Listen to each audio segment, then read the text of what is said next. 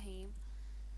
معزز سامعین و ناظرین، السلام علیکم ورحمۃ اللہ وبرکاتہ۔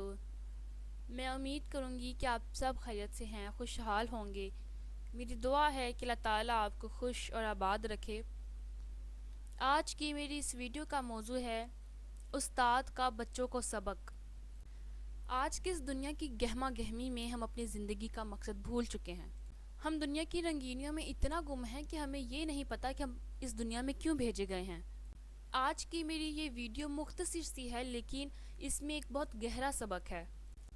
اس سے پہلے کہ میں ویڈیو کا آغاز کروں، تمام ناظرین جو میرے چینل پر نئے ہیں ان سے گزارش ہے کہ چینل کو سبسکرائب کر دیں اور بیل آئیکن کو پریس کر دیں تاکہ اپلوڈ ہونے والی ہر نئی ویڈیو کا نوٹیفیکیشن آپ کو مل جائے۔ ایک استاد کا سبق۔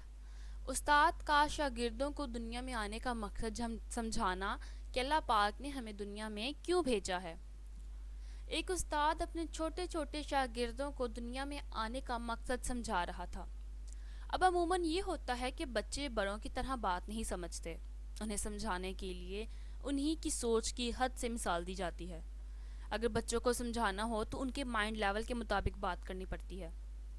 استاد بچوں کو مخاطب کرتے ہوئے کہہ رہے ہیں کہ بچوں، کیا آپ اسکول ٹفن لے کر آتے ہیں؟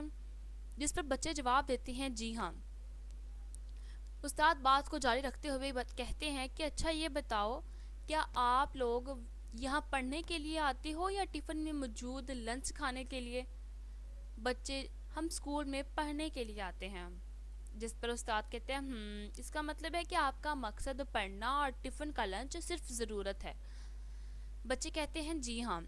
اچھا بچوں، اگر ایک بچہ سارا دن ٹفن میں سے بس لنچ نکال کر ہی کھاتا رہے اور نہ وہ کوئی کلاس ورک کرے نہ ہوم ورک، تو کیا یہ اچھا بچہ ہوا یا گندا بچہ؟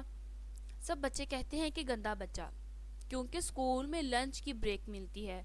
جو ہر وقت کھائے گا اس کے اسکول آنے کا کوئی فائدہ نہیں۔ اچھا بچوں، یہ ایک بات مجھے بتاؤ کہ اگر ایک بچہ بہت سارے ٹفن اپنے ساتھ لے کر آتا ہے تو کیا وہ عقل مند ہے کہ بیوقوف؟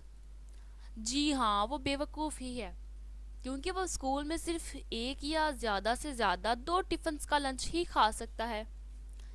ہاں، اب میری بات سنو بچوں، اللہ نے ہمیں اس دنیا میں بھی ایسے ہی بھیجا ہے کہ جیسے آپ کلاس میں آئے ہو اور جیسے آپ کا مقصد یہاں کلاس ورک اور ٹیسٹ کی تیاری کرنا ہے، ویسے ہی ہمیں بھی دنیا میں آخرت کی تیاری کرنی ہے۔ نیکی کا کام خود بھی کرنا ہے اور دوسروں کو بھی ترغیب دینی ہے۔ گناہوں سے خود بھی بچنا ہے اور دوسروں کو بھی منع کرنا ہے۔ لیکن کچھ لوگ زندگی کا مقصد صرف پیسے کمانا اور کوٹھیاں بنگلے وغیرہ بنانا سمجھ لیتے ہیں۔ ان کی مثال اسی بچے جیسی ہوتی ہے جو ہر وقت بس لنچ ہی کرتا ہے، یا پھر اس بچے جیسی جو دوسروں کو دکھانے کے لیے کافی سارے لنچ کے ٹفن لے آتا ہے، لیکن اس سے کھائے صرف ایک یا زیادہ سے زیادہ 2 ہی کھائے جاتے ہیں۔ لیکن بالکل اسی طرح کوئی بھی دنیا میں کمائی گئی دولت قبر میں اپنے ساتھ نہیں لے کر جا سکتا۔ تو بچوں، آپ بتاؤ آپ بڑے ہو کر کیا کرو گے؟